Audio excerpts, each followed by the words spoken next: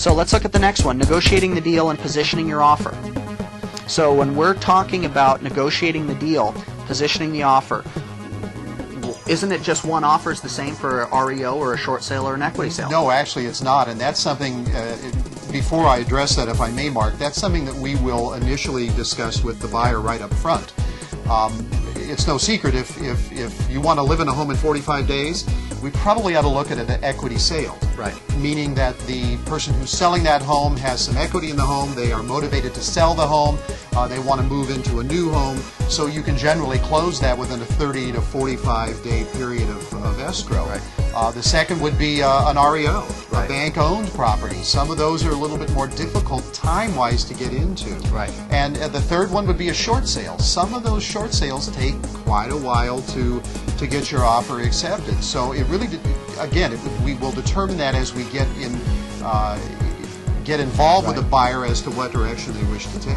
Yeah, that's a good point too. And we also, with regards to short sales, it's critical that buyers out there understand there are some amazing deals with short sales, and we have some strategies as well where even people on a short time frame, we can also get them into a short sale and get those closed and approved in 30 to 45 days. Not always, but we do have strategies that we will implement if that's what the person's looking for. So we want to identify, is the person mainly concerned with the smoke and deal? Do they want the great deal? Some people it's more on the house. They want the house. True. And some people want a little bit of both, or both. So that's part of what we're doing too. Now, negotiating the deal and positioning, one point that I'll make, and you brought it up earlier, we had a situation where there was a property, we knew the deal, we knew that this was the one deal, and sure enough there were 3 offers, and ours was actually the lowest offer on there. I remember it. And because we understood when most people are just excited to submit an offer, one of the strategies that we used when we were going through the house was we were gathering information about the seller and the listing agent. And we knew that in this particular case that this house had fallen out of escrow.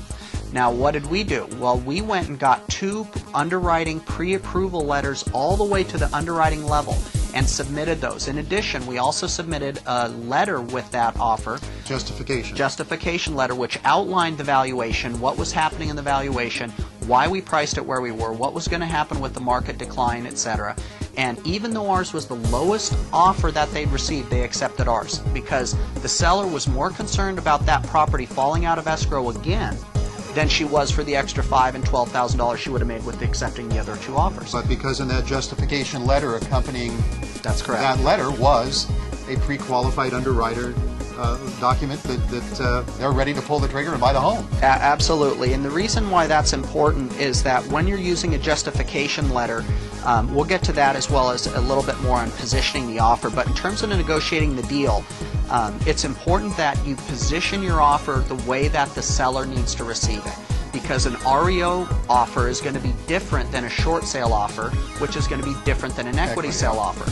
And what we hear after talking to agents all over the area, most agents are just writing the same offer. They're writing an offer no differently to an REO seller than they would a short sale seller. But the seller has completely different concerns, and that ignorance to that one point can end up costing you tens of thousands of dollars, or added frustration because your offers are not going to get accepted. Right.